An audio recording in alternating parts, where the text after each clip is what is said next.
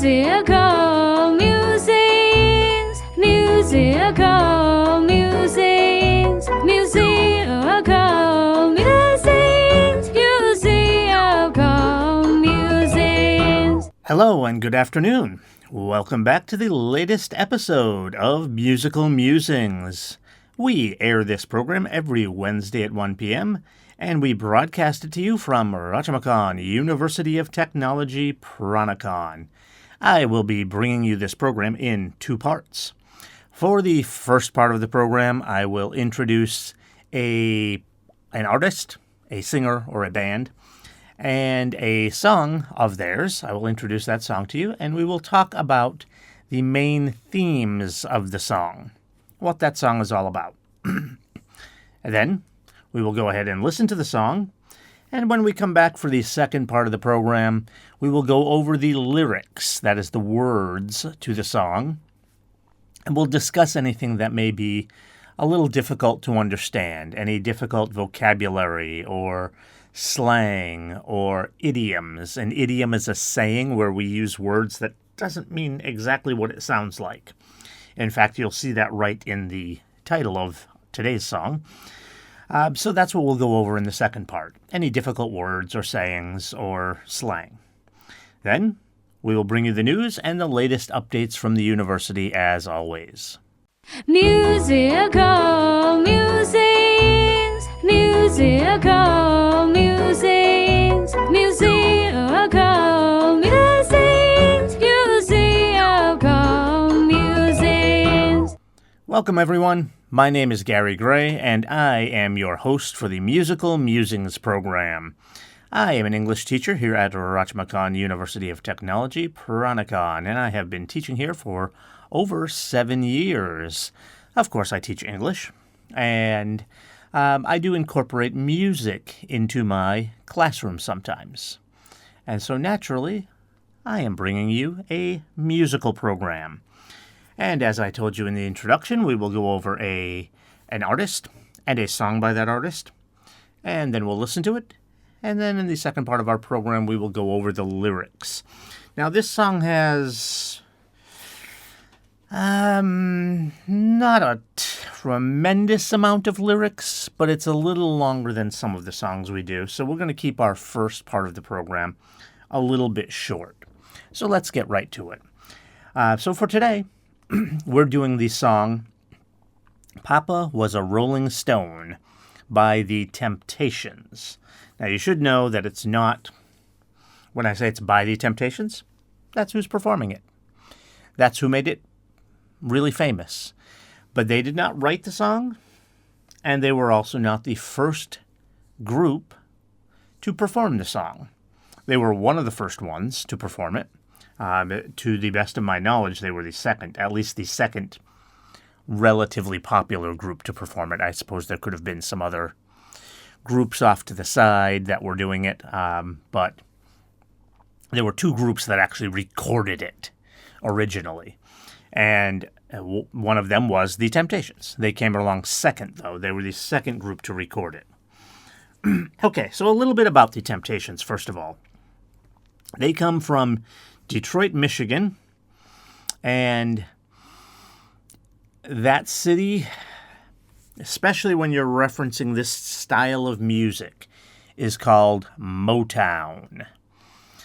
If you like music, you might have heard of that phrase before, especially for older music. R&B, which is rhythm and blues, R&B music, soul music, is very popular in Motown. So you may wonder, well, what does Motown even mean? Why do they call Detroit Motown? It is, well, town. That's just what they're using for, because it's a city. But the M-O is short for motor. Because Detroit is very famous for auto manufacturing, especially American cars. Now, different companies from various countries now build their cars outside of their countries sometimes because it's easier to do that rather than ship the car overseas. So some automakers, some American automakers have plants in Europe or Asia. Some Asian companies now have plants in America. So they don't just build American cars there anymore. But they do still build American cars. But that's what it's famous for, is building American automobiles. So that would be like Chevrolet, Ford, Chrysler. Those type of vehicles were built in Detroit. And so that's why it's called Motor City, or in this case, Motown. And Motown, when we use that term, it's most often associated with the music. It could be related to the culture as well, the music and the culture. And again, it's usually rhythm and blues and soul music. It's actually kind of hard to even describe that music. How would I even describe it? It's sort of a cross between jazz and rock and roll, like old style rock and roll. It's kind of a cross between the two, but you almost can't just put the two together and say that's what R&B is. No. Because it has its own name, because it's its own thing. It's its own thing. But if you were to listen to it, you'll definitely hear some elements, and you will listen to it because that's what we're going to listen to today. We're going to listen to Papa Was a Rolling Stone. When you hear it, you'll hear some elements in there that sound kind of jazz-like, and you'll hear some elements that sound more like rock, especially old-time rock and roll. In fact, some people might even consider R&B a type, like a subgenre of rock and roll. I think most people consider it its own, but it's close enough that some people consider it kind of a subgenre of rock and roll. So again, it's called rhythm and blues. And it was most popular, really, well, I mean, it was popular everywhere, but popular as far as the creation of it and where a lot of the groups came from. They came out of Detroit. That was a big area. And mostly it came out of the African American culture, so it was mostly black performers. Not entirely. There are some kind of R&B, rock, kind of combination. Like I'm thinking of one group that sings a song, Play That Funky Music, White Boy. And it actually is a white guy singing. In fact, most of the band is white. They do have some horn section, which is some black gentleman playing the horn. That's more of a rock band, but there's definitely an R&B feel, a soul feel to it. So you don't have to be black to do R&B. It just happens, the culture it comes out of. It's a lot like jazz. A lot of jazz performers happen to be African American. It comes out of, especially out of Louisiana, New Orleans, that area. Which is kind of interesting that you had such influence on R&B, which is in Detroit. I don't know if you know the geography of the United States, but New Orleans and Detroit are not anywhere near each other. They're kind of close. If you were to look east to west, they kind of line up almost. But one is way up north and one is way down south. Very different. So kind of interesting that there's a lot of influence there. All right, so again, R&B singers, and again, it's you'll see, for those of you that are watching on YouTube and will actually watch the video rather than just hear the song, you'll see that all the performers are in fact African American. Again, that's pretty typical. No requirement. There are white people that do R&B, but most R&B performers are African Americans. Okay, so that's Motown.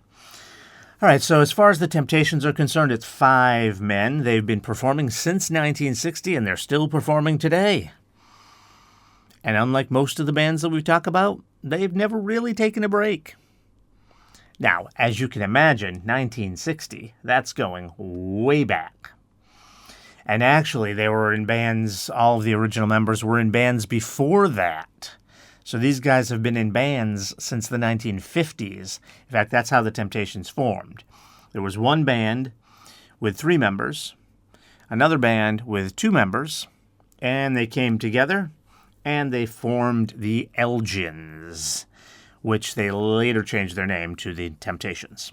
But they were originally known as the Elgins. E-L-G-I-N, Elgins. So, you can probably guess that not all 5 members are still with the band, because some of them would have passed, maybe some of them retired, whatever. In fact, there's only one member that is still with them, and that is Otis Williams. He is still with the band. I mean, you can, if you just do the math in your head, you can think about this and you can figure out that, yeah, not everyone's going to still be with the band, because they'd all be in their 80s by now.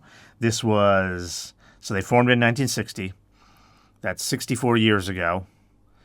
They were all in bands before that, so you can figure they've all got to be at least 20, maybe 21, 22, 23, 24 by the time the Temptations formed, or the Elgins, as it was originally called. So these guys are all going to be 64 years performing, plus at least 20. They're all going to be at least 84 years old.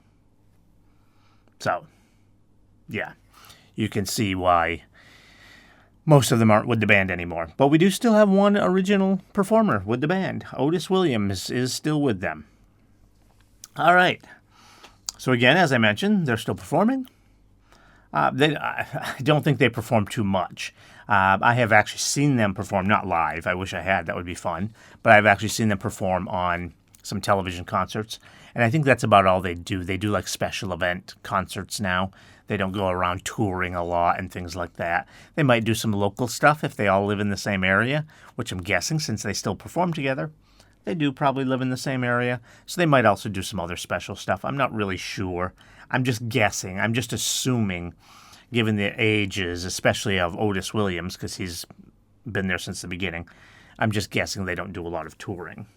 I didn't actually look that up for my research for this program. I would just assume so. So they mostly do, like I said, I believe, they mostly do special concerts. Okay. So as far as this specific song is concerned, Papa Was a Rolling Stone. As I told you at the beginning, it was actually performed by someone else first. It was performed by a band called The Undisputed Truth. They performed the song first.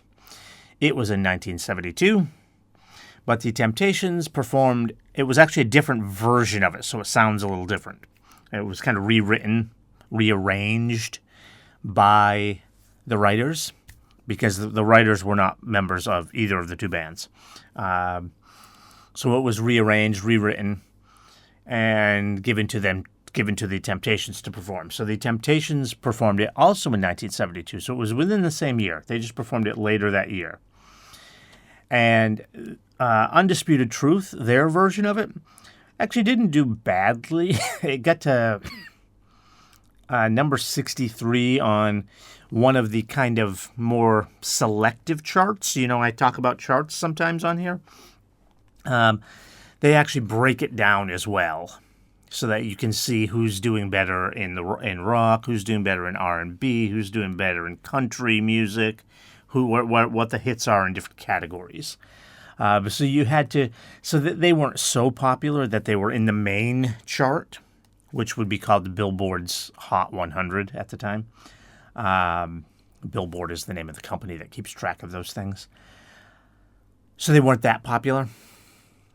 But it was a popular enough song that it made one of the other charts. But it was 63 on the list, so it was down pretty low.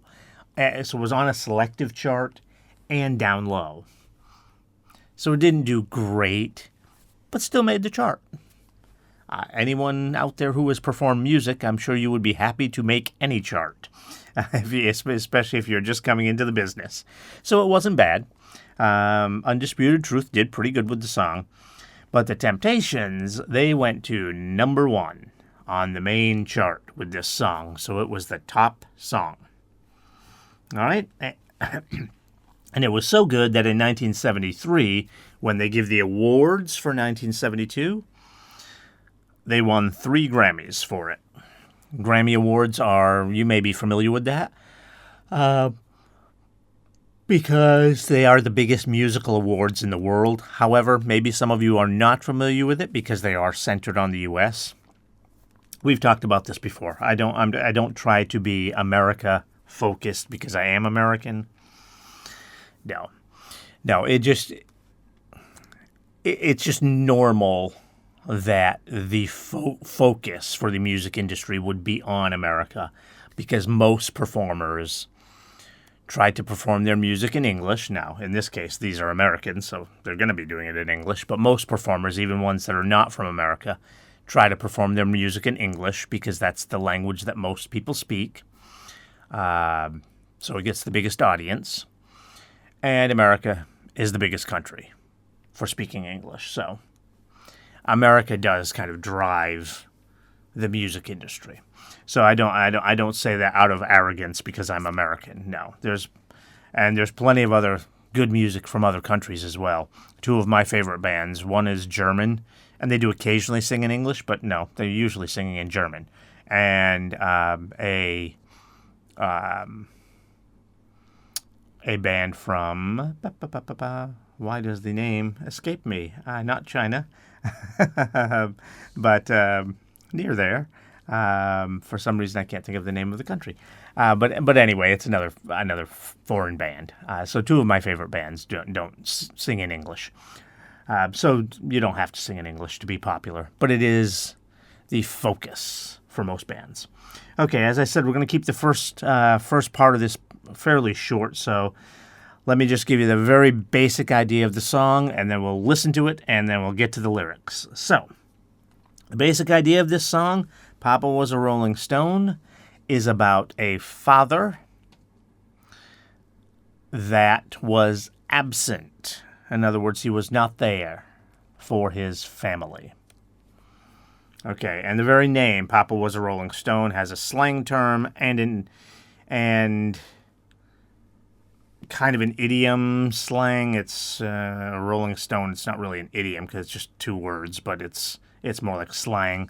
But you could say something was a Rolling Stone. That's more like an idiom.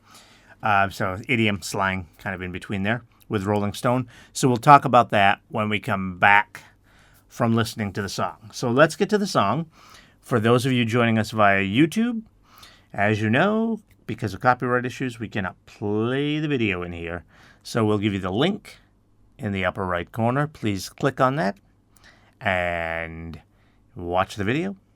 Then when the video is done, just jump on back over here to our analysis of the lyrics. And everyone else, listening on radio, listening on streaming, whatever, you should be able to listen just fine. Okay, let's get to the song. Musical musings, musical musings, musical musings, musical musings. Welcome back, and that was Papa Was a Rolling Stone by The Temptations.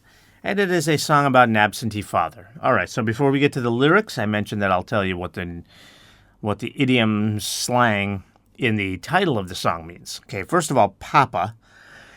You might be familiar with that one because we have a similar slang term in a lot of different languages. That sounds kind of like that. So Papa is just father. It's a slang term for father. So when we say something was a rolling stone, we have an idiom. That's why I say this is kind of an idiom, kind of slang. We have an idiom that says a rolling stone gathers no moss. So what a rolling stone is, when you're referring to a person, it means they're moving around a lot. They're never staying in one place. And so now you can understand why this is about an absentee father, about a father who wasn't there, because he didn't stay with his family. He's always moving around. All right, so it's a little bit of a sad song, actually, so let's get to the lyrics, and you'll see right from the start that it's kind of sad. Right from the start, we say it was the 3rd of September. That day I'll always remember. Yes, I will. Because that was the day that my daddy died. Okay, so I don't think there's anything confusing there. It's the 3rd of September, so September 3rd. Day I'll always remember. It's the day his daddy died. Okay, but you can sense, one thing you can sense is that they wanted their father, or he wanted, the singer. He wanted his father. Because you can see that this affects him. Says the day I'll always remember. Because some people, if they have a parent that's never there, they don't really care. They're kind of like, forget it. He doesn't care about me. I don't care about him. And they just move on. But for other people, it does really affect them. And so for this person singing this song, apparently this affected him. He wanted his father there. Okay. We continue on. I never got a chance to see him. Never heard nothing but bad things about him. Mama, I'm depending on you to tell me the truth. And Mama just hung her head and said, and even though that's the middle of a sentence, we're going to stop there because then we get to the chorus. Okay, so again, there's nothing too difficult here either. It says, I never got a chance to see him. When you say you don't have a chance, it means an opportunity. You never had an opportunity. You weren't able to see him. Never heard nothing but bad things about him. Okay. Mama, I'm depending on you to tell me the truth. So in other words, he wants his mother to tell him the truth about his father. Because she might actually have some good things to say about him. After all, she was with him, right? Because they had their son. And Mama just hung her head and said, okay, so here we do have a saying or slang about hanging your head. It's kind of slang. It's kind of not. What I mean by that is it almost means exactly what it says, because hanging your head means to put your head down like this, like dropping your head. Sorry, I said like this. Some of you are just listening. You can't see me. But it's dropping your head down like you're looking at the ground. That is hanging your head. Now, is that really hanging? To hang something means you hold it up by like a rope or something. So that's, again, so it is kind of slang. It's kind of slang. And what that usually refers to when you hang your head, it usually means you're sad. You're sad about something, but a lot of times you're sad in kind of a disappointed way. So in other words, the father disappointed her. You already know that by the way this starts. Before we even get to the chorus, we know that the father disappointed the mother because she hung her head and said, and now we get to the chorus. Son, Papa was a rolling stone. Wherever he laid his hat was his home. All he left us was, and when he died, all he left us was alone. Okay, a couple of things there. And by the way, that repeats again. It says Papa was a rolling stone. Wherever he laid his hat was his home, and when he died, all he left us was alone. Okay, so we have two things there. We already talked about Papa was a rolling stone. We already understand that. Wherever he laid his hat was his home. Okay. Laid, you usually think about laid like a person laying down. You can lay something down. So basically wherever he puts his hat down. So he always wears a hat. So and a lot of times in Western culture, when you go inside, you're supposed to take your hat off. That's polite. So he goes inside, takes off his hat, and puts his hat down. So basically wherever that happens to be, that's his home for that day, that night. He's probably going to be with a woman. It's probably going to be that night, because that's kind of what this is about, a father that's out there wandering around. So he's probably with a woman. So he's going to spend the night with a woman, and it's just some random woman. Wherever he lays his hat, that's his home. Okay, so that's what that means. Wherever he takes his hat off and puts it down, that's where he is. That's where he's living for that day. That's his home. And when he died, all he left us was alone. Okay. when you talk about leaving something, when it says left is the past tense of leave. When you talk about leaving something, when you die, if you have something that's of value, you usually leave it to your wife, your husband, or your kids. So this says all he left us was alone. Okay, so we also can use the word leave in a different way. When you say leave me alone, it means don't bother me, go away. So basically, all he did was go away. They got nothing. So they're using the word left kind of as both meanings, both ways to use that word. So it's very clever, very smart songwriting there. It's very clever. Okay, so that's what that means, is that when he died, he just went away. That was it. He was gone. Nothing. And again, she's disappointed because they didn't get any money or anything like that. And that's not mean or being greedy, because back then, this is an old song, right? Okay, and it's talking about something that happened in the past, so it would be even before then. So you're talking about something that happened in the 1960s, probably. Well, back then, that was a time where culture was more conservative, so most women did not work. So the man of the house has to provide. So the fact that he dies with nothing to leave them, now they're going to struggle. The mom's going to have to go out and work, and she may have no work experience, she may have no education, or at least an advanced education, so they're stuck. So this is a bad thing. So it's not greedy to say, oh, well, he didn't leave us anything. We might think of that now in modern times because a lot of women work, so they can go out and work for themselves. So if someone leaves you with nothing, well, they weren't really required to. That wasn't their job. Back then, when this song occurred, it kind of was. If you were the man of the house, you better have something saved up. So if something bad happens, like if you die too young, your family is going to be okay. And he didn't leave anything. All he left them was alone. All right, we get to the next verse.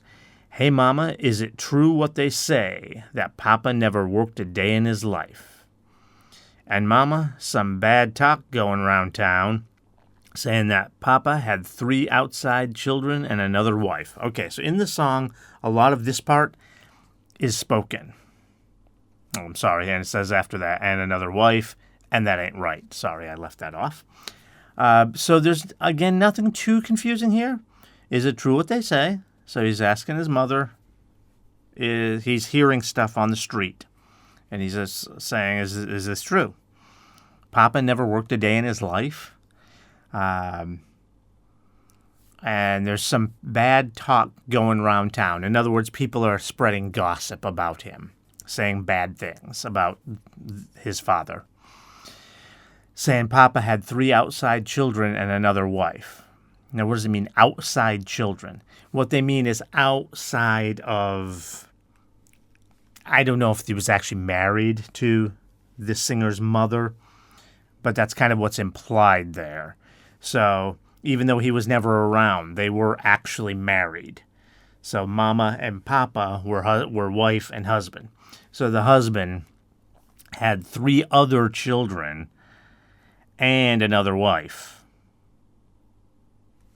And that ain't right. Okay? Again, a lot of this is spoken in the song, or kind of half-spoken, half-sung. And we continue. Heard them talking Papa doing some storefront preaching. Talked about saving souls and all the time leeching. Talked about dealing in debt and stealing in the name of the Lord. Okay, so we do have a couple things here. First of all, heard them talking Papa doing some storefront preaching. What does that mean, storefront preaching? Okay, in America, you don't really see this so much in Thailand, with like Buddhist monks doing this or anything.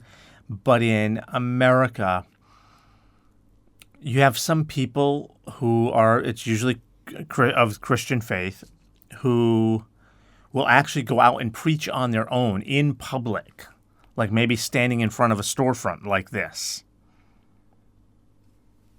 And some of these people are very dishonest people. Some of them really believe what they're saying. A lot of them don't. And so what they're doing is they're just saying this stuff, just saying this religious stuff, preaching the religion, just so that they can hold out a tin cup or something and collect some money. So that's why it says, talked about saving souls and all the time leeching. Leeching, okay, this is an interesting word. This is a difficult vocabulary word. What the word leeching means, it actually has a couple different meanings. It can mean that something like liquid is leaking from one area to another, and it's like soaking through something, so it's leaching through. It's not what we mean here. What it means here is if you're leeching off of something or someone, it means you're taking their money from them. And in kind of an underhanded, dishonest way. You're not really necessarily cheating them, like he is preaching the gospel out in front of the store. But he doesn't believe it. He's just doing it to make a few bucks so he doesn't have to have a job. Remember, it said earlier that he never worked a day in his life. He never had a job. Just trying to collect a few bucks so he can buy food, liquor, whatever he wants. That's what he's doing. Then it says dealing in debt and stealing in the name of the Lord. So basically what the singer is saying here is that's basically stealing because he doesn't believe it. So stealing in the name of the Lord. In other words, when we use that phrase about doing something in the name of the Lord, it means you're doing it while you're preaching or while you're talking about the Bible or something like that. So that's what he's doing. He's basically stealing from these people in the name of the Lord. Okay, and then we continue on. Mama just hung her head and said... So she hung her head again. So again, we're going to do the chorus. It's the same thing. Papa was a rolling stone. Wherever he laid his hat was his home. All he left us was alone. Okay, and then we get the last verse here. Hey, Mama, I heard Papa called himself a jack of all trades. Tell me, is that what sent Papa to an early grave? Folks say Papa would beg, borrow, steal to pay his bills. Hey, Mama, folks say that Papa never was much on thinking, spent most of his time chasing women and drinking. All right, so I heard Papa called himself a jack of all trades. All right, so here we do have an interesting phrase that we use in English, a jack of all trades. What does that mean? That means someone who is not really an expert at anything, but pretty good at doing a lot of different things. Like maybe he's pretty good at being a mechanic. He can fix some electrical stuff, so he's pretty okay at being an electrician. Not professional. He might burn down your house if you hire him to wire your whole home, but he can fix like simple things. He can fix simple electrical things. Like I said, mechanical things. He can do all kinds of stuff. Apparently he can preach and make money off of it. So stuff that's not just working with your hands. He can talk as well. So you can do a little bit of everything. That's a jack of all trades. All right, jack of all trades means he can do pretty much anything. A trade is like a skill or a craft. So a jack of all trades, you can do all the trades, all those sorts of skills. Tell me, is that what sent Papa to an early grave? When we talk about an early grave, that means kind of what it sounds like. It means he died young. We don't know how young he was, but Mama's still here. So, yeah, Papa died early. So he died young. So I'm not sure why he thinks, but sometimes you get a little bit of confusion in some of these songs where not every line is clear what they mean. I'm not sure why being a jack of all trades is going to lead you to an early grave. But, they got to make the lines rhyme, so I get maybe that's all that is. Folks say Papa would beg, borrow, and steal to pay his bills.